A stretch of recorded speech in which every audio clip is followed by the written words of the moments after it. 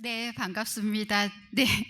10분의 시간을 정확하게 지켜야 되기 때문에 제가 길게 이제 감사의 말씀은 못할 것 같은데, 오늘 학회 창립 그래도 30주년은 축하를 해 드려야 될 것 같고, 그다음에 이 귀한 자리에 저를 초대해 주신 거에 대해서 감사의 인사를 드려야 될 것 같습니다.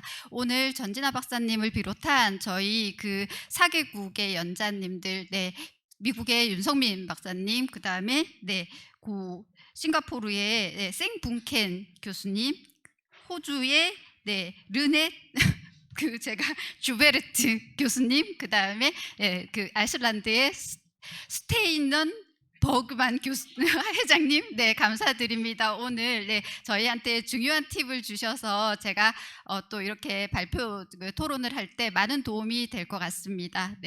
제가 일단은 저는 이제 임상 경력이 24년이고요. 현장에서만 계속 일을 하는 정신건강사회복지사이고, 한 15년 동안 수련을 또 정신건강사회복지사 수련을 지도한 수련 지도자입니다. 저의 임상 경력과 수련 지도 경험을 바탕으로 해서 오늘의 토론에 조금은 이렇게 반영이 되지 않을까 싶습니다. 제가 앞쪽에 오늘 전진아 이제 일단 토론을 시작해야 될 것 같은데요. 오늘 전진아 박사님께서 정신건강 위기와 수요에 대응하는 국내외 정신건강 서비스 사회복지사의 역할과 자격제도에 대한 발표를 들으면서 저는 이제 그 정신건강 박사님께서 한국의 정신건강 현황과 2차 정신건강 복지 기본계획과 주요 정책 추진 경과, 정신건강 서비스 제공 인력으로서 정신건강 사회복지사의 역할에 대해 정리를 해주셨습니다.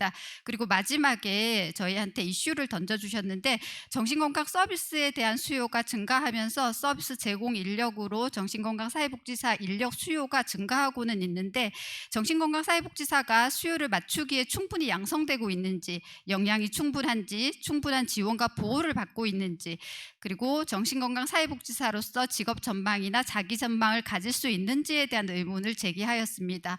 저는 이 내용을 보면서 그러면은 자격제도는 어떻게 개선돼야 되나, 여기에 답이 있지 않을까 하는 생각이 들었습니다. 정신건강 수요를 감당할 수 있는 적절한 수요의 전문적 역량을 충분히 갖춘 정신건강 사회복지사가 양성되어야 될 것이고, 적절한 처우와 보호 아래 사회적으로 정신건강 전문가로 인정받으며 직업적 전망이 밝도록 자격제도가 개선되어야 하지 않을까, 이런 생각을 했습니다. 그러면서 오늘 미국, 호주, 싱가포르, 아이슬란드 및 북유럽 국가의 사회복지사의 역할과 자격제도에서 힌트를 얻어서 한국의 정신건강 사회복지사 자격제도 개선 방안을 제안하고자 합니다.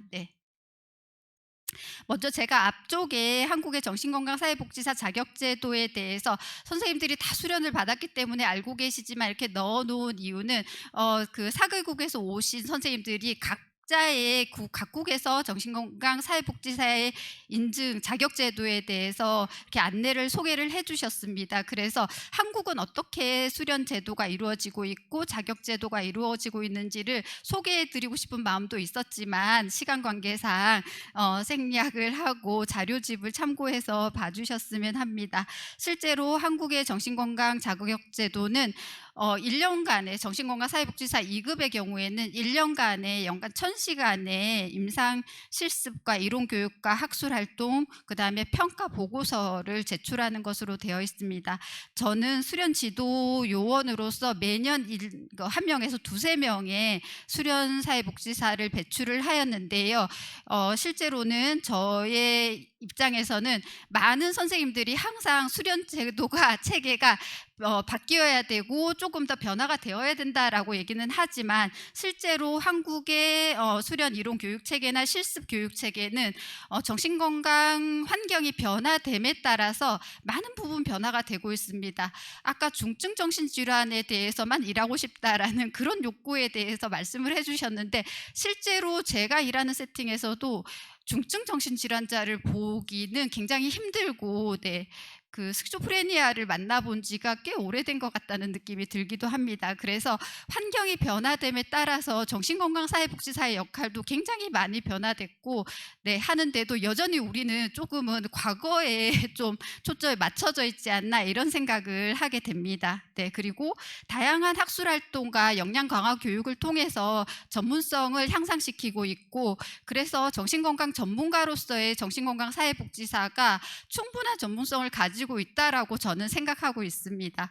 그래서 오늘의 토론은 수련 체계를 바꾸거나 하는 거에 초점을 맞추기보다는 수련을 받고 난 이후에 정신건강사회복지사가 조금 더 전문적인 인정을 받으면서 일할 수 있는 환경, 자격제도는 어떻게 바뀌어야 되는지에 대한 부분들을 조금 더 말씀드리고자 합니다. 네.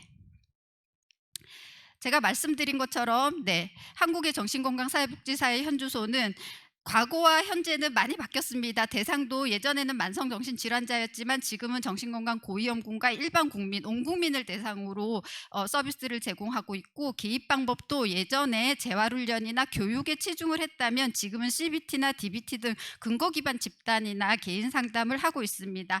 실전 영역 역시 정신의료기관이나 정신재활시설에 집중하던 예전과는 달리 정신건강복지센터나 중독관리 통합지원센터, 국가트라우마센터 등 그다음에 다양한 그 심리 지원 기관으로 확대되고 있습니다.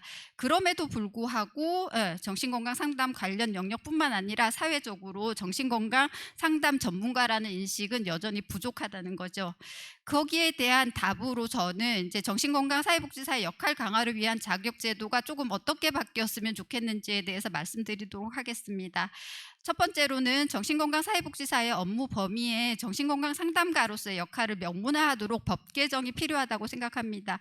정신건강복지법에 규정된 정신건강 전문요원의 공통 업무 범위가 정신질환자를 위한 사업이나 정신건강 증진 사업 수행 등으로 이렇게 브로드하게 제시되어 있을 뿐 정신건강 상담 업무가 구체적으로 명시되어 있지 않아서 정부 및 지자체에서 운영하는 심리지원기관이나 에서의 채용 대상에서조차 제외가 되거나 정신건강 상담 전문가 역할 수행에서 배제되는 경우가 많이 있습니다. 실제로 이것과 관련해서 저희가 얼마 전에 정책 세미나를 개최하기도 했는데요. 그래서 이제 또 한 가지는 정신건강사회복지사의 개별 업무 역시 이제 사회복지 서비스 지원 등에 대한 조사 및 상담, 안내 등 지원 업무로 한정되어 있어서 직접적인 상담을 제공하는 정신건강 상담 전문가라는 인식을 주지 못하고 있습니다. 따라서 정신건강복지법 업무 범위 개정을 통해서 정신건강 상담 전문가로서의 역할이 강조되고 사회적 인식도 높아진다면 정신건강사회복지사들에게도 전문적인 역량 강화에 대한 동기부여가 될 것이고 정신건강사회복지사로서의 자긍심도 높아질 것이라고 생각을 합니다. 두 번째는 오늘 이제 그 4개국에 4개국에서 오신 연자님들께서 말씀하신 것 중에 가장 부러웠던 부분입니다. 정신건강사회복지사 자격제도를 면허화하고 건강보험급여를 적용하는 것입니다. 정신건강사회복지사 자격을 면허화해서 정신건강사회복지사의 전문적인 정신건강 상담 수행에 대한 법적 근거를 강화하고 미국이나 호주나 아이슬란드 등의 사례에서와 같이 정신건강사회복지사가 프라이빗 프랙티스를 할 수 있는 기반을 마련하는 것이 필요합니다. 현재 우리나라 자격제도를 살펴보면 정신건강사회복지사 2급 자격을 취득한 후에 5년 동안 정신건강기관에서 근무를 하면 1급으로 승급이 가능하기는 하는데 1급으로 승급을 하더라도 슈퍼바이저 자격이 주어지는 것 외에는 실천 현장에서 업무나 처우에서 전혀 2급과 차이가 없습니다.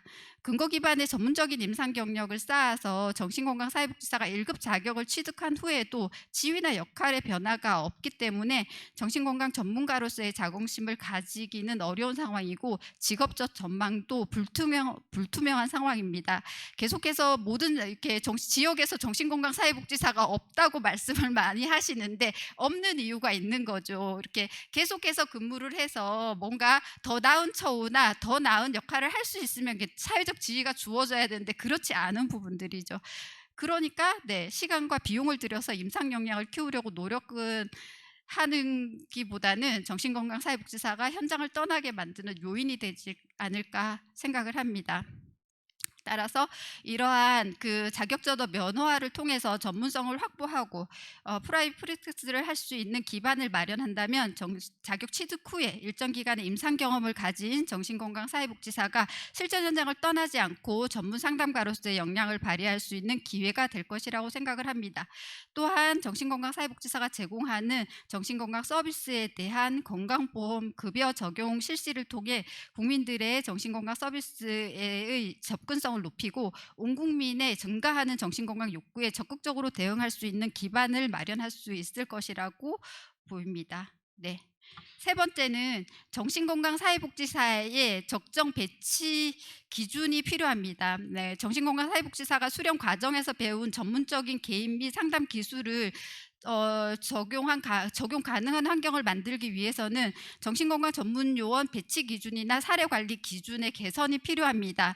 현재 정신건강복지법 상의 정신의료기관의 정신건강 전문요원 법적 인력 기준은 100병 상당 1명이고 이거는 정신보건법이 이렇게 제정된 이후로 지금까지 바뀌지 않는 기준입니다.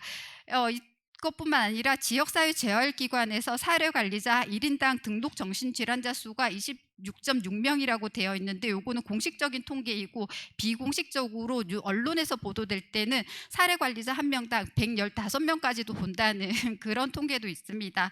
이렇게 수련 현장과는 다른 열악한 실무 현장은 정신건강사회복지사가 수련 기간 동안 습득한 전문성을 발휘할 기회조차도 주어지지 않고 있습니다. 따라서 정신건강 증진 시설을 비롯한 정신건강 기관의 정신건강 전문요원 배치 기준 개선을 통해서 질적으로 높은 수준의 정신건강 상담 서비스를 제공할 수 있는 업무 환경이 필요하다고 생각을 합니다. 네 번째는 전문적인 역량을 갖춘 정신건강사회복지사의 양성을 위해서 국가 차원의 지원이 필요하다는 것입니다. 정신건강 현장의 전문요원에 대한 수요는 늘어나고 있으나 수련 기관은 줄어들고 있는 상황입니다.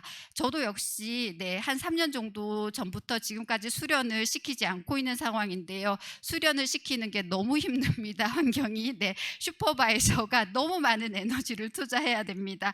그런데 계속 실태 조사만 해요. 그 다음에 계속 뭔가 자료를 제출하라고 해요. 그래서 항상 정신건강 정책 계획에 따라서 저희가 많은 인력이 필요함에도 불구하고 수련 기관으로 지정됐음에도 불구하고 수련을 포기하는 그런 기관들이 늘어나고 있습니다.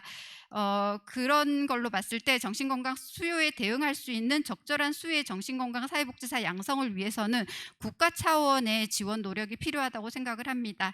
단순히 물리적인 측면만 평가하는 수련기관 실태조사만 하기보다는 수련기관이 책임감과 자부심을 가지고 전문적인 역량을 갖춘 정신건강 사회복지사를 배출할 수 있도록 수련기관에 대한 지원책도 함께 강구되어야 된다고 생각을 합니다. 저는 이렇게 4가지 정도 오늘 이렇게 얘기를 들으면서 이렇게 제안을 해드렸는데요. 전문성 있는 정신건강사회복지사가 당연히 양성돼야 되고 자격제도 개선을 통해서 실전 영역이나 역할이 확대된다면 현장에서 훨씬 더 정신건강 상담 전문가로서의 자부심 있게 일할 수 있지 않을까 싶고 정신건강사회복지사의 매력이 직업적 매력이 훨씬 더 좋아지지 않을까 싶습니다. 이상으로 토론은 발표를 마치겠습니다. 감사합니다. 안 박사님 평소보다 2.5배속으로 말씀 주셨어요.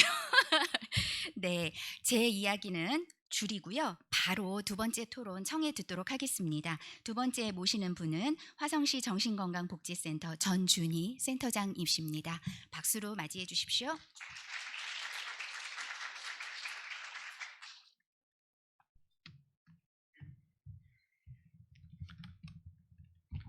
전 나와서 토론할 줄 알았는데 발표처럼 토론하게 돼서 좀 당황했습니다. 저도 앞에 토론해 주신 안 선생님처럼 올해 25년 차 현장에서 일을 하고 있습니다.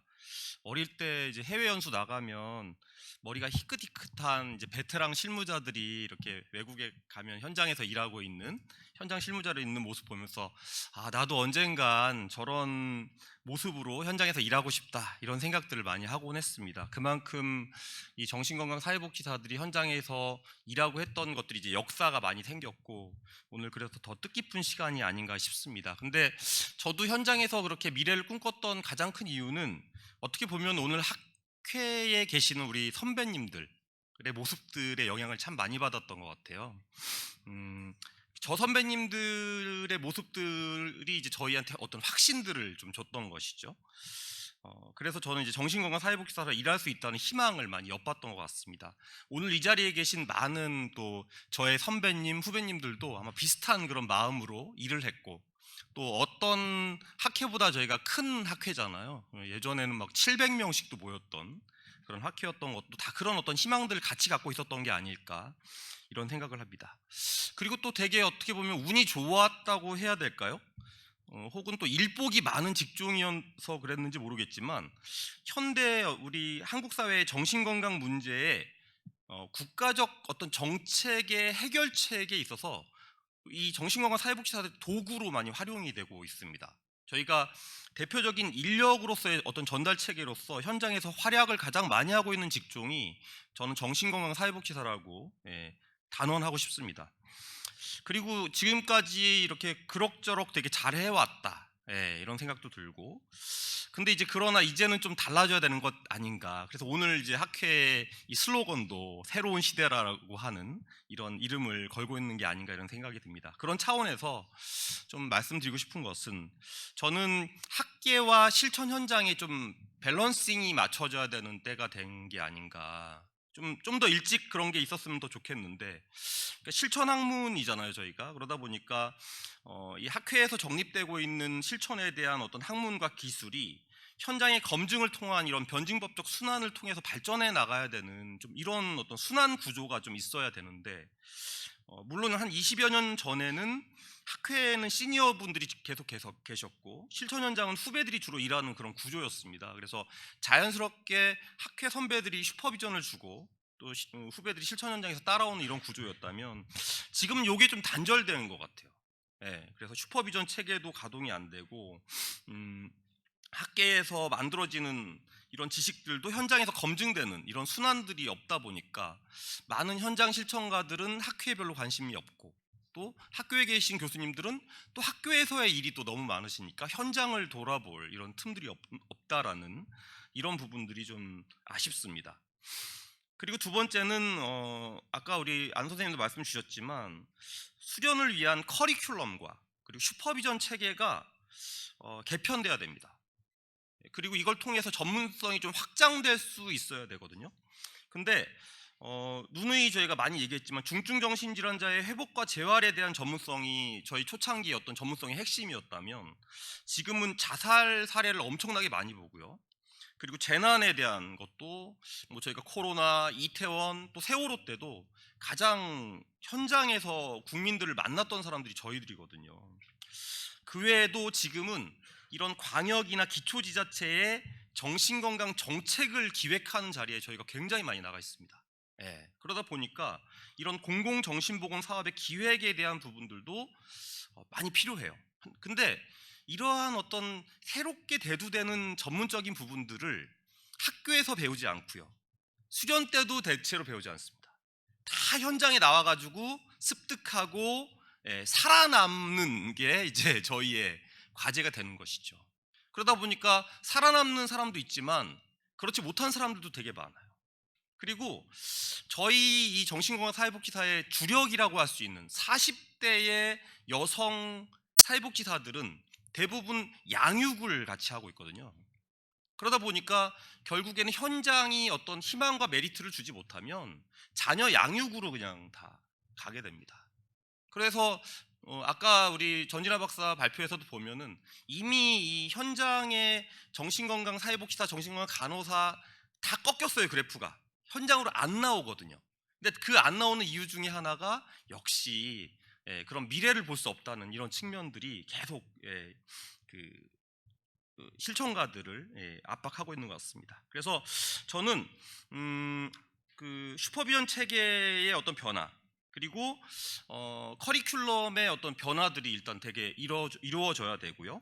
그리고 2급 수련 과정 이후에 지속될 수 있는 슈퍼비전 제도화, 그리고 1급 이후에는 정책이 없어요. 1급 딱 되면은 학회 안 가야지. 예. 1급 딱 되면은 그 협회비 안 내야지. 이런 이제 인식이 아주 파다합니다. 예. 그래서 이런 부분들을 좀 개선할 수 있는 이런 보상들이 필요하다라는 말씀을 드리고 싶고요. 그리고 현장 실천가들의 소진이죠. 예. 너덜너덜하다 이렇게 얘기하고 싶어서 그 우리의 대상자분들, 또 국가적으로 자살 위험성이나 재난에 이렇게 또 시달리고 있는 우리 국민들의 회복을 도와야 되기도 하지만 우리도 우리 스스로를 도와야 되는 이런 어려움들이 있습니다. 그래서 저희가 학교에서 배우기로는 소진되지 않으려면 슈퍼비전도 잘 받아야 되고 공부도 해야 된다라고 이렇게 배웠잖아요. 그래서 이런 부분에서 우리 학회에서 많이 좀 도와주셨으면 좋겠다, 이런 말씀을 드리고 싶습니다.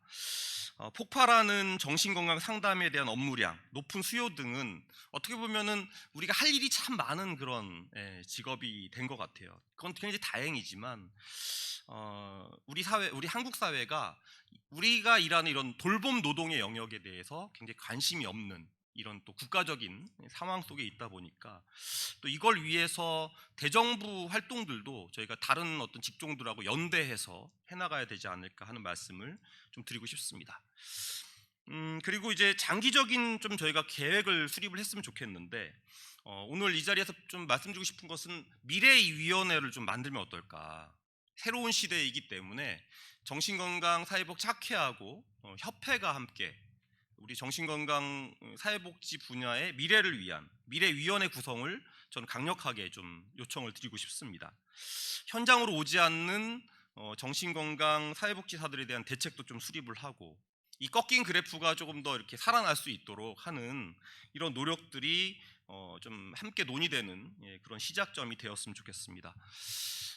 아까 이제 기조 강연 때 박미훈 교수님께서 미래는 현재 우리가 무엇을 하고 있는가에 달려 있다라는 그런 말씀들을 해주셨는데요. 현재는 학회가 하는 일과 현장이 하는 일이 많이 다르다. 이거를 연결 지점들을 만들어가는 작업들, 거기가 새로운 출발점이 아닐까 하는 생각이 듭니다. 대표적으로 오늘 저희가 코로나 이후에 오랜만에 이렇게 학회원들이 같이 모였는데요. 오늘 되게 인상적이었던 것은 우리 현진희 회장님께서의 어떤 그 대외적인 활동과 정치력들을 저희가 많이 느낄 수 있었습니다. 저는 이런 것이 굉장히 전 필요하다고 생각하고 현장 실천가들은 사실 그런 역량들을 갖기 되게 어렵거든요. 그래서 이 학계가 이런 현장 실천가들과 함께 이런 어떤 역량을 발휘할 수 있는 자리들이 많이 마련되었으면 좋겠습니다. 그리고 최근에 뭐 책을 내셔서 그런지 여러 곳에 이렇게 나오시던데 그 캠브리지 대학의 장하준 교수님이 한국 사회의 어떤 문제를 지적하면서 그런 얘기를 하시더라고요. 돌봄 노동에 대한 정책이 없다. 그런 말씀들 보면서 굉장히 공감을 많이 했거든요.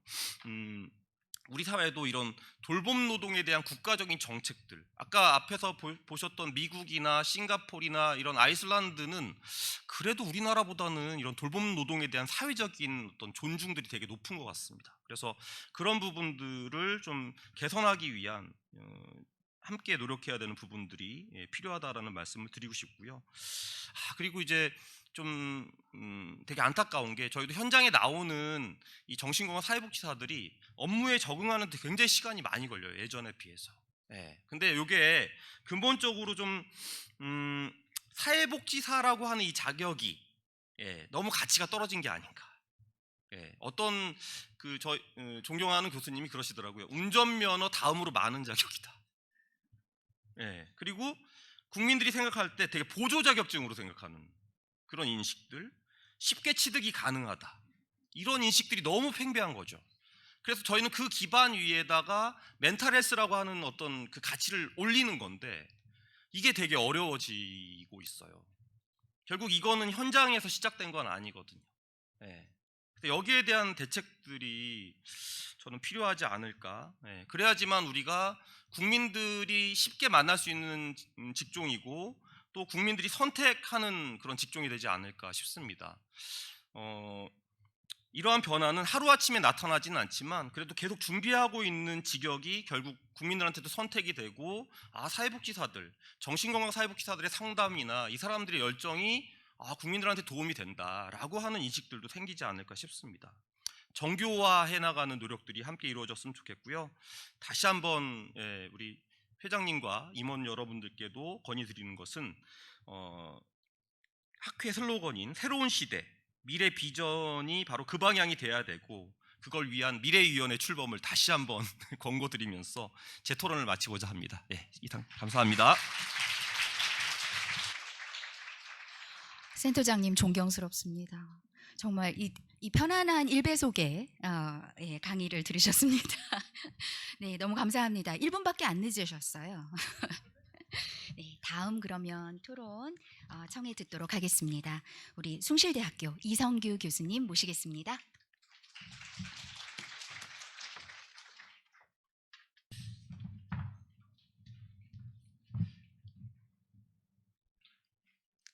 노안이어서 안경을 쓰도록 하겠습니다. 방금 소개받은 숭실대학교 사회복지학부 이성규입니다. 저희 기획 주제가 박수 쳐주시고요. 네. 기획 주제 제목이 정신건강 위기와 수요에 대응하는 국내 정신건강 서비스 그리고 사회복지사의 역할과 자격제도. 이 기획제도 제목을 받고 나서 많은 고민을 했습니다. 위기가 뭘까? 근데 너무 진부한 생각이 떠오르더라고요. 위기는 기회다. 근데 너무 진부한 표현 같지만 저희는 지금까지 크고 작은 위기의 상황을 계속 경험해 왔던 것 같습니다. 그러면서 성장을 했고요. 오늘 30주년이라는 이런 큰 학회 축제 자리를 마련하게 된 것 같습니다. 한국정신의료사회사업학회에서 시작해서 지금의 한국정신건강 사회복지학회로 자리매김하기까지 많은 선배 교수님들께서 또 현장 전문가께서 많이 수고해 주셨고, 또 저희가 갈 방향을 제시해 주시고 계신 것 같습니다. 다시 한번 감사드리고, 이 역사적인 자리에서 이렇게 토론할 수 있는 기회를 주셔서 저 또한 영광이다라고 생각합니다. 오늘 오전부터 릴레이처럼 이렇게 진행됐던 이런 기획 주제에 따라서 한국, 미국, 호주, 그리고 싱가포르, 또 아이슬란드 및 북유럽의 그런 사회복지 현장과 역사, 그리고 현황들, 또 그런 생생한 이야기를 들을 수 있어서 참 좋았습니다. 그리고 이런 발표를 들으면서 최근에 정신건강 이슈가 유독 한국만의 문제는 아니구나라는 생각을 했고요. 또 다양한 일부 국가에서 시행되고 있는 자격제도라든지 이런 것들을 들으면서 우리가 앞으로 어떻게 나아가야 되는지 그런 방향성에 대한 것들을 좀 더 깊이 있게 고민해 볼 수 있는 시간이었던 것 같습니다. 그래서 오늘 발표해 주신 이런 귀한 내용들을 바탕으로 해서 앞으로 정신건강 사회복지사, 특히 한국의 정신건강 사회복지사의 전문성과 역량 강화를 위해서 제가 몇 가지 첨언을 드리고자 하겠습니다. 첫 번째, 시대는 변화했습니다. 그리고 정신건강 욕구도 변화했고 지금 이 순간에도 계속해서 변화하고 있습니다. 사회복지 실천의 가장 중요한 핵심, 우리가 잊으면 안 되겠죠. 이용자 중심의 욕구라는 것. 정신건강 욕구를 가지고 있는 이용자의 욕구를 우리가 충분히 잘 읽어야 되는 것이 우리의 역사적 책무입니다. 오전에 정신건강 전진아 박사님께서 발표해 주셨던 것처럼 정신건강 사회복지사의 역할도 많이 바뀌었고, 또 예전에는 고위험군이라든지 아니면 중증 정신질환자에게 초점을 맞춰졌다면 이제 전 국민의 정신건강 증진이 우리의 역할이 되고 있습니다. 그에 따라서 정신건강 욕구가 다양해지고 정신건강 사회복지사의 역할은 무궁무진해졌습니다. 우리가 해야 될 역할과 해야 될 책임들은 더욱더 많아지고 있는 것 같습니다. 이러한 측면에서 볼 때 우리 학회 측면에서도 중독 전문 사회복지사, 또 자살 예방 전문가, 인지행동 치료 전문가 등의 특화된 전문가 양성을 위해서 계속해서 힘써왔고, 이러한 자격제도라든지 트레이닝을 계속하고 있다는 것은 참으로 훌륭한 일인 것 같습니다. 근데 한 가지 아이러니한 것은 이러한 역할과 더불어서 실제 우리가 할 수 있는 역할은 상당히 제한적인 게 아닌가, 이런 생각이 듭니다. 사회적으로 우리를 필요로 하는 것은 많지만 이것도 해달라 저것도 해달라 하지만 실제 할 수 있는 권한이 많이 없습니다. 자살예방 실천 현장에서도 그렇고, 자살이 자자만 나오면 자살예방센터를 찾고, 정신의 정자만 나오면 정신건강복지센터를 찾습니다. 센터의 업무량은 무궁무진하게 늘어나고 있고요. 우리는 의사가 아니죠. 우리는 경찰도 아닙니다. 그렇지만 사회에서 요구하는 것은 의사에게 요구하는 것처럼 또 경찰에게 요구하는 것처럼, 때로는 우리가 슈퍼맨이 되어야 되는 것처럼 이렇게 요구하고 있습니다. 근데 우리는 할 수가 없죠. 해서도 안 되고. 우리가 가장 중요하게 생각해야 되는 부분은 이용자 중심의 전문적인 서비스를 가져야 된다는 것이죠. 그래서 이용자들이 갖고 있는 요구가 무엇인지를 정확히 파악하는 것들, 그래서 각계의 직역에서 다른 전문가들이 본인의 영역이다 외칠 때, 서로 본인들이 잘할 수 있다라고 외칠 때 우리는 이용자들의 그런 욕구를 조금 더 깊이 있게 받아들이고 그에 맞춰서 우리의 보다 특화된 전문성을 발휘해야 된다고 생각합니다. 그래서 우리가 할 수 있다는 자신감인지 자만감인지 우리가 우리의 역할을 좀 명확히 하면 좋겠고요. 보다 전문성 있는 이용자 중심의 서비스를 제공할 수 있도록 노력하는 것이 우리의 책무가 아닌가라는 생각이 듭니다. 자, 두 번째, 우리의 역량 강화, 정신건강 사회복지사의 역량 강화는 이제 필수적인 것입니다. 시대에 부응하는, 그리고 이용자의 욕구를 충족시켜줄 수 있는 정신건강 사회복지사가 되기 위해서는 지속적인 보수교육과 재교육이 필요합니다. 현재 정신건강 전문요원의 경우에 우리나라 매일 12시간씩 법정 의무 보수 교육 시간을 이수하도록 규정하고 있습니다. 근데 현재 그 보수 교육은 대부분 이론 교육에 치중되어 있죠. 그리고 역량 강화에 도움되기보다는 실제 업무에 도움되기보다는 현장의 업무 부담으로 연결되는 경우가 더 많이 있는 것 같습니다. 오늘 발표해 주신 싱가포르 교수님의 그 사례를 볼 때 RSW라고 표현하셨던 것 같아요. 그래서 엔트리 레벨에 있는 사회복지사들에게 자격증 갱신을 위해서 2년마다 60점이라는 많은 점수를 요구하고 있습니다. 그리고 그 내용적인 측면에서도 학회 워크숍 참여에 한정되어 있지 않고 훈련을 제공한다든지 슈퍼비전 제공한다든지 또 위원회 참여까지 다양한 현장 업무와 관련된 방식으로 보수교육 시간이 카운트 되는 것으로 알고 있습니다. 그래서 우리나라의 그 정신건강 사회복지사의 보수교육 시스템에 있어서도 이런 단순히 시간 치우기식이 아니고 보다 전문가들의 전문성 향상과 역량 강화를 할 수 있는 직접적이고 실질적인 그런 재교육 시스템으로 바뀌어야 되지 않을까 생각을 해봅니다. 커리큘럼 측면에서도 최근에 비대면 프로그램이 많이 활성화되고 있죠.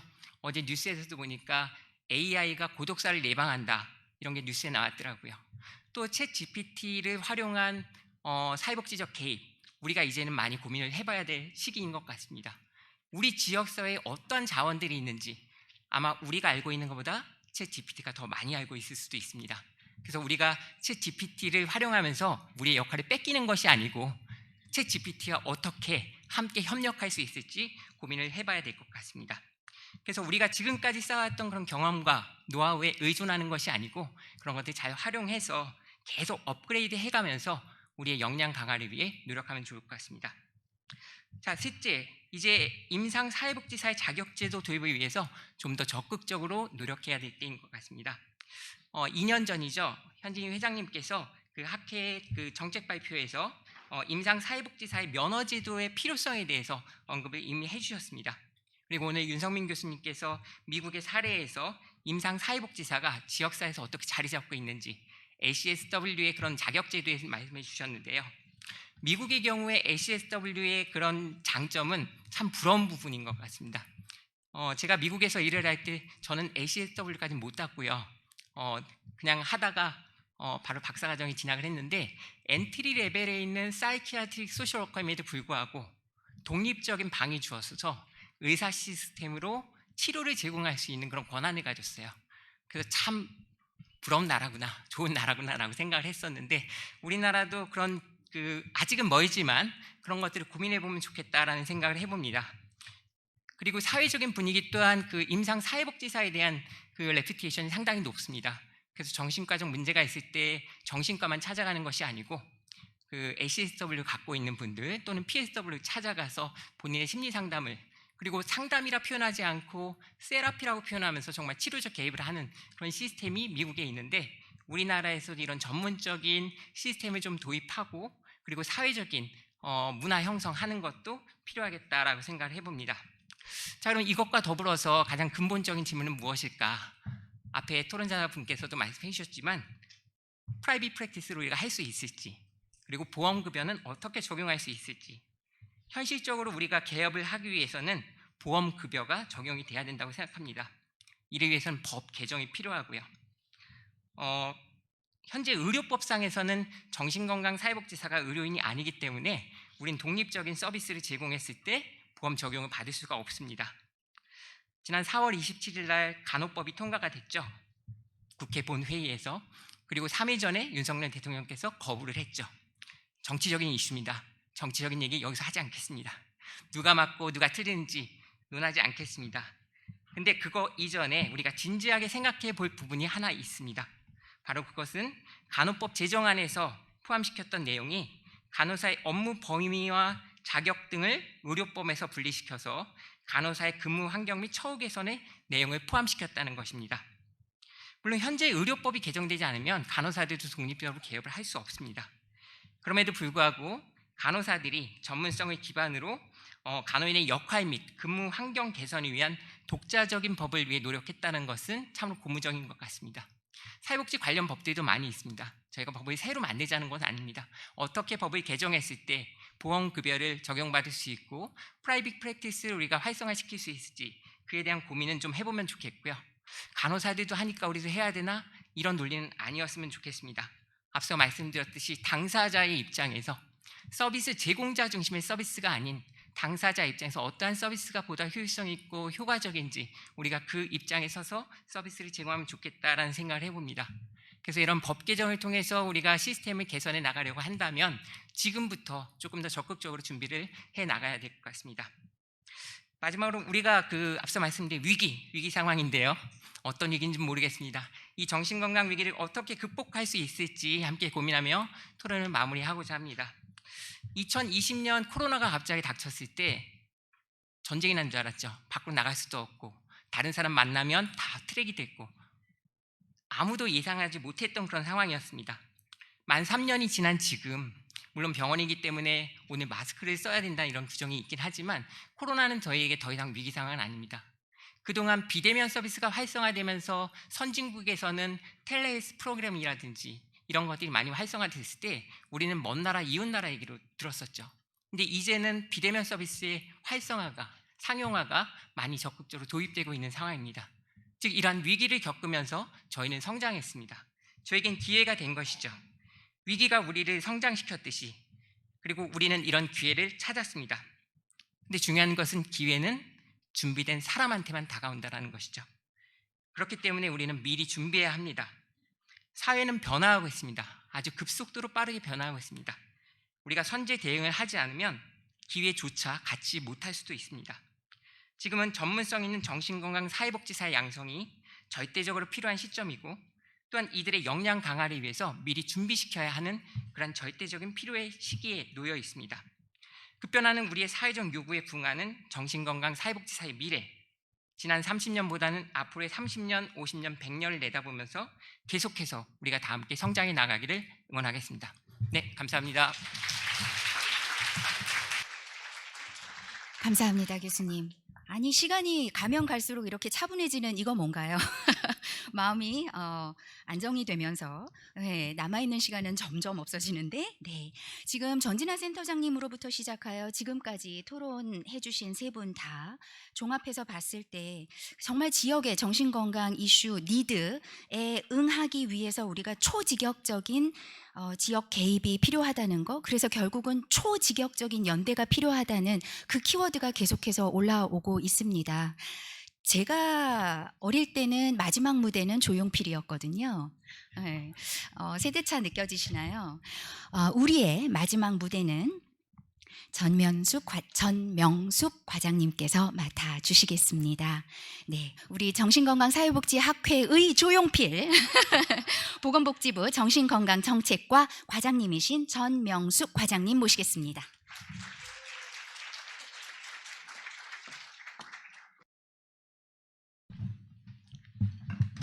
병원이긴 하지만 거리가 충분히 떨어져 있으니까 마스크를 벗겠습니다. 예, 안녕하십니까. 저는 보건복지부 정신건강정책과장 전명숙이라고 합니다. 반갑습니다. 조용필이라고 하니까 굉장히 부담스러운데요, 지금. 예, 조용필을 지금 오늘 오신 분들은 잘 모르시겠습니다만 우리나라의 가장 탑스타고 거의 전설급인 그 가수입니다. 저도 그분의 노래를 듣고 자랐는데 오늘 그런 말씀을 드리니까 감사합니다. 시간 관계상 빨리 말씀을 드리겠습니다. 오늘 저는 이제 앞에 일정들이 있어가지고 좀 빨리 못 왔습니다만 어찌됐건 그 시간은 바쁘지만 오늘 정신건강 죄송합니다. 사회복지학회가 그 30주년 됐다는 거 전 깜짝 놀랐습니다. 이렇게 오래된지 몰랐습니다. 축하드립니다. 그리고 오늘 그 해외에서 이렇게 먼 길 오셔가지고 그 국가의 사례와 이런 것들을 말씀해 주셨던 연사분들께 감사드립니다. 제가 오늘 정신건강사회복지사와 그 정신건강 서비스의 역사와 그리고 외국의 현황에 대해서 굉장히 공부를 많이 했고요. 특히 저는 이제 그 정책을 하는 사람으로서 과거에 비해서 이렇게 어떻게 발전됐는지, 지금 무엇을 하고 있는지에 대해서 굉장히 관심이 많습니다. 이게 시간이 너무 짧아서 좀 자세한 것들을 여쭤보고 할 시간이 없는 것에 대해서 굉장히 아쉬웠습니다. 이렇게 좋은 시간 마련해 주신 현진이 회장님께 감사드립니다. 오늘 그 여러 가지 말씀을 하셨는데요. 숙제가 너무 많습니다. 할 일이. 특히 이제 몇 가지로 제가 이제 요약을 해서 말씀드려보면, 첫 번째는 지금 이제 정신보건 전문요원 수령과 양성에 대해서 여러 가지 이제 그 문제가 좀 있다. 처우도 개선해야 되고, 그 다음에 좀 양성도 많이 해야 되고, 그리고 실습생도 좀 보호를 해야 되고, 여러 가지 저희가 도전이 동시에 있습니다. 사실 전문 요원들이 굉장히 많이 필요하다라는 것은 맞습니다. 저희가 지금 정신건강과 관련해서 여러 분야에 있어서 정신건강 전문가들이 많이 부족하고, 특히 한국은 다른 나라에 비해서 정신과 전문의가 매우 부족한 상황에서 전문 요원들이 많은 역할들을 하고 있고, 그 역할들은 굉장히 확대가 되고 있습니다. 그렇지만 또 한편에서는 전문 요원들을 양성을 해서 현장에서 지금 또 활용을 해보니 전문성이 아직도 부족하고, 이분들의 전문성을 어떻게 강화할 것인가에 대한 그런 요구도 여전히 있습니다. 그리고 아까 지금 안 선생님께서 지금 제가 굉장히 좋아하는 분입니다. 안윤정 선생님께서 그 현장에서 그 오랜 기간 동안 현장을 누비신 경험으로서 말씀하셨을 때 그 수련 기관으로서 하시는 게 굉장히 부담이 많이 된다. 그래서 굉장히 송구한 마음입니다. 그런데 이제 또 최근에 보면 예전에는 우리가 중요하게 생각하지 않았던 근로시간이라던가 초과 근무라던가 그걸 어떻게 엄밀하게 따져서 급여를 지급할 것인가, 이분들이 비록 수련생이긴 하지만 이분들에게 얼마나 이렇게 적합한 대우를 하는 것인가에 대한 이슈까지도 지금 굉장히 많이 지금 중요하게 생각을 하고 있기 때문에 또 저희가 또 실태 조사를 또 하고 있습니다.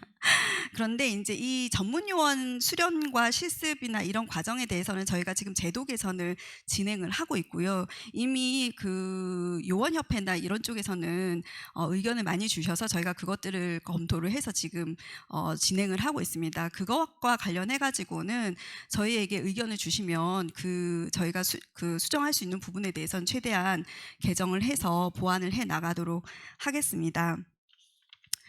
그리고 이제 그 다음 문제가 이제 처우 개선, 업무 환경 이런 문제인데요. 지금 우리나라 정신건강이 지금 이만큼이라도 좀 발전을 하고, 근데 사실 제가 좀 이상하게 생각하는 건요. 이건 제가 비전문가로서 하는 건데, 미국에서 캘리포니아에서 2년 동안 정신건강 기관에서 연수를 했습니다. 근데 이제 물론 거기가 우리보다 많이 발전하긴 한데 우리나라 분들은 굉장히 본인의 그 업무의 전문성이나 그 서비스 수준에 대한 그 기준이 굉장히 높으신 것 같아요. 그래서 본인들이 제공하고 있는 서비스, 본인들이 받는 처우뿐만 아니라 제공하고 있는 서비스의 수준에 대해서도 굉장히 많이 부족하다고 생각을 하시는데, 저는 그게 좀 굉장히 우리나라 사람들이 다른 어떻게 보면 이제 민간의 서비스나 아니면은 상품에 대해서도 굉장히 까다롭다 이런 얘기를 하시는데, 전문가분들도 본인이 제공하는 서비스에 대해서 수준이 높고 꼭 처우뿐만 아니라 여러 가지 기대 수준이 굉장히 높구나 이런 생각을 많이 하는데요. 근데 서비스 내용에 대해서는 제가 전문가로서 스스로 그렇게 생각하시는 거에 대해서는 저는 감사하게 생각합니다만 어떻게 말씀을 드릴 수는 없는데, 처우에 대해서는 분명히 저희가 개선해야 될 부분이 있다고 생각을 합니다. 사실은 이제 그 외국에 비해서 굉장히 이제 지원 받으시는 보수 수준이나 이런 것들이 좀 어렵기도 하고요. 그리고 특히 그 정신건강 복지센터의 주된 그 종사자들이 정신건강 사회복지사들이다 보니까 그분들께 지금 내려지는 부담감이 굉장히 크고요. 저희가 정책을 하는 사람으로서 현장에 계시는 분들에 대해서 굉장히 깊은 마음의 짐이 있습니다. 예, 그 현장을 이렇게 지키시고 그리고 그 환자들 옆에 계시고 그 가족들 옆에 계시고 이렇게 버텨오신 부분들 때문에 우리나라 정신건강이 건강 서비스나 이런 체계가 그래도 단기간에 이만큼이라도 발전할 수 있었다라고 생각을 하고요. 그 처우 개선에 대해서도 좀 구체적인 고민이나 이런 것들이 있으시면 아이디어가 있으시면 저희한테도 저희가 뭐 예산 따는 건 열심히 노력을 하고 있습니다만 그런 것들도 다른 것들도 혹시 있으시면 의견을 주시면 저희도 함께 노력하도록 하겠습니다. 그런데 이제 지금 그 정신건강 사회복지사들의 업무 영역에 대한 얘기, 또 이분들에 대한 건강 그 독자적인 서비스에 대한 이야기, 그리고 건강보험 급여에 대한 이야기는 이건 사실은 정신건강 사회복지사들의 자격이라던가 양성 과정이라던가 아니면은 이분들의 뭐 그 급여라던가 처우라던가 이런 수준은 사실은 훨씬 뛰어넘는 문제고요. 사실은 우리나라 의료 체계 전반, 우리나라 의료의 파이낸싱 제도의 전반, 건강보험 제도의 전반 이런 것들을 굉장히 이렇게 뭐랄까 그 폭넓고 근본적으로 이렇게 터치하시는 문제이기 때문에 제가 이 자리에서 어떻게 말씀을 드리기는 굉장히 어렵습니다. 다만 이것이 그 현장에서 그 느끼시는 필요성과 별개로 만약에 이 의료 체계 전반에 대한 이런 주장들이 들어가려고 하면 그것에 대한 그 파급 효과라던가 이런 것들에 대한 고민도 충분히 해야 되고요. 아까 말씀하셨던 부분들 중에서 그 미국의 정신보건 사회복지사의 자격이라던가 업무에 대해서 굉장히 부럽다고 하셨는데 이제 뭐 그 전문가로서 그런 부분도 있겠습니다만 긍정적인 부분도 있겠습니다만 미국에서는 건강보험 제도에 아니면 그 혜택을 받는 사람들이 굉장히 적기 때문에 제가 그 미국에 있을 때 이제 감기가 걸려도 절대 미국 병원에 갈 수가 없는 상황이었거든요. 그런 것들이 다 맞물려 있기 때문에 그것에 대한 고민을 같이 우리가 같이 해야 될 것 같고요. 그리고 어떻게 교육을 어떻게 시킬 것인지 서비스 내용을 어떻게 할 거고 역할 분담을 어떻게 해야 될 것인지 그러니까 저는 정신건강 사회복지사들이 항상 당사자를 생각하고 서비스 대상자를 생각하고 전체 동료들을 생각하는 입장에서 일해 오셨다고 생각하기 때문에 다른 직역과 갈등이라든가 이런 부분보다는 정신건강 체계를 어떻게 발전해야 되냐 하는 관점에서 굉장히 성숙한 고민을 해주실 거라고 믿습니다. 이거는 사실은 답을 이렇게 딱 정해놓고 파이낸싱이라던가 이런 거를 하는 그 주장을 하시는 것도 뭐 이렇게 이유가 있겠습니다만 사실은 조금 더 이렇게 이걸 어떤 식으로 발전시키는 것에 대한 이제 오픈된 이런 그 논의의 체계에서 좀 더 심도 있는 논의를 좀 했으면 좋겠습니다. 그리고 마지막으로는 지금 아까 잠깐 그 말씀 드렸습니다만 정신건강 사회복지사분들이 굉장히 이제 우리 정신건강 체계가 굉장히 어렵다 이런 말씀을 어렵다 아직도 많이 뒤떨어졌다 이런 말씀을 하셨는데 저는 그렇습니다. 오늘 또 얘기 들어보니까 최초의 정신건강 사회복지사가 아니면 사회복지사가 언제 나왔냐라고 했을 때 외국에는 1950년 또 뭐 미국에는 그 이전인데 우리나라는 사실은 정신건강복지법이 이제 제정이 된 게 1995년인가요? 뭐 그쯤이잖아요. 그 굉장히 짧은 기간입니다. 다른 나라가 정신건강에 대해서 관심을 가지고 정신병원에 사람들을 수용했다가 그분들을 내보내고 하는 과정들을 굉장히 오랜 기간 걸쳐서 했는데 우리나라는 이 짧은 정신건강 역사에서는 그 역사를 고려한다면 우리는 굉장히 빨리 잘하고 있고 빨리 뭐 지금 완벽하다고 할 수는 없지만 어쨌건 빨리 따라왔고 그리고 한국인의 특징이 우리가 조금 뒤에 시작했지만 빨리 배운다라는 것이 제가 가지고 있는 기대고 그리고 여러분들께서도 좀 긍지를 가지셨으면 하는 그런 지점입니다. 끝으로 또 다시 한번 이 그간의 정신건강 현장에서 많은 노력들을 해주신 거 감사하고요. 그리고 아까 전준희 센터장님이 아까 그 말씀하셨는데 정신건강 정책에 있어서도 정신건강 사회복지 영역에 계시는 분들이 많은 기여를 해주고 계십니다. 앞으로도 그런 제안들을 언제든지 적극적으로 해주시면 저희한테도 큰 도움이 되겠습니다. 감사드립니다.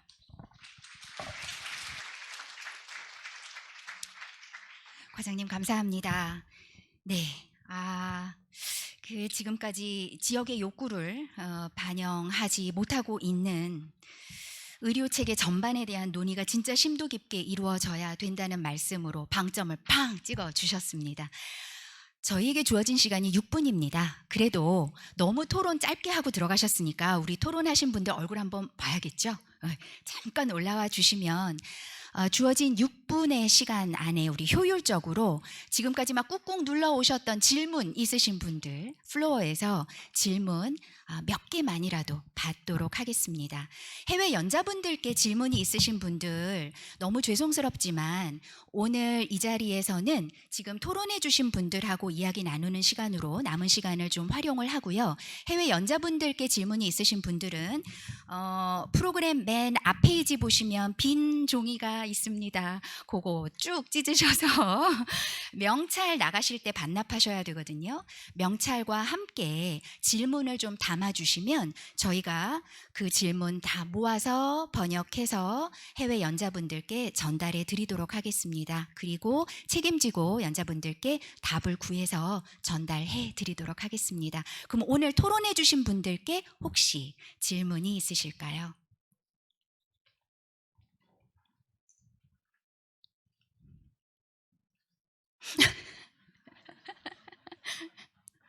그러면 토론해 주신 분들 사이에서 혹시 쭉 말씀 들으시고 서로에게 혹시 궁금하셨던 점이나 조금 더 말씀 나누고 싶으셨던 부분들이 있으시면 각 한 분씩 50초만 드리겠습니다.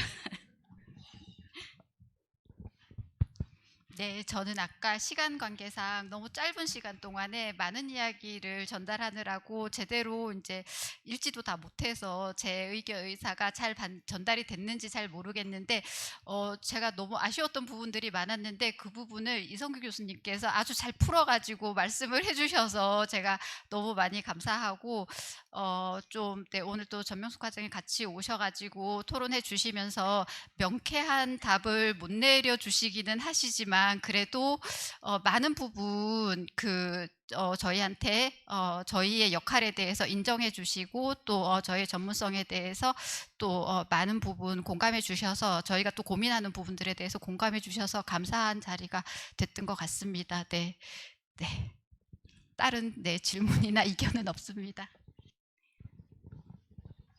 네, 저는 현진 회장님께서 미래위원회 구성에 대해서 어떻게 생각하시는지 좀 그 답변, 그 말씀을 좀 듣고 싶습니다. 새로운 시대니까요. 예.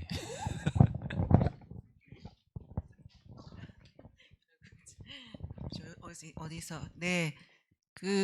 제가 학회를 다닌 지 한 30년은 다 돼 가는데 이 끝나는 시간에 이렇게 꽉 차 있는 건 처음 보는 것 같습니다.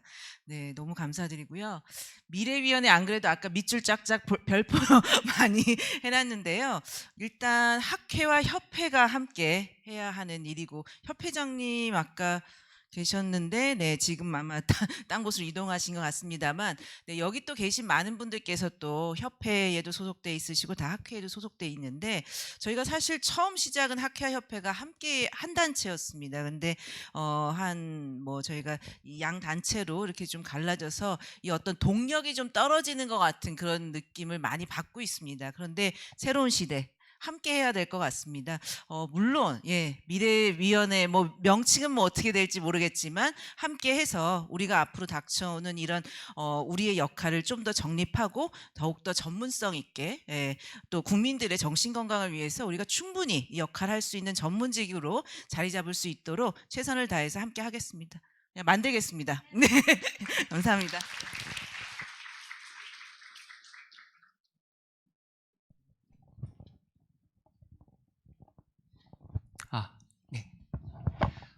30주년을 맞아서 저희가 축제 자리잖아요. 근데 너무 기죽어 있는 것 같아요. 어깨 한번 피시면 좋을 것 같고요. 저희 학회 주인은 여러분인 것 같습니다.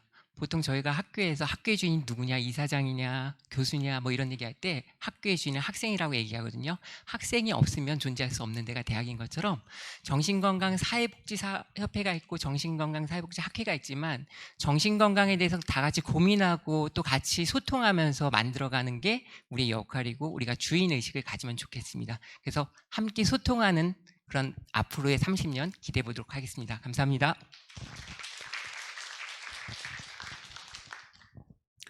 네, 저는 금방 얘기한 지 얼마 안 돼서 또 말하기는 그런데 정신건강 사회복지사가 현장에서 그 당사자와 그 가족분들을 많이 지원하고 사실 그분들에게 가장 많은 그 도움을 주시는 것처럼 본인들의 그 역할에 대한 자긍심도 충분히 가지셨으면 좋겠고요.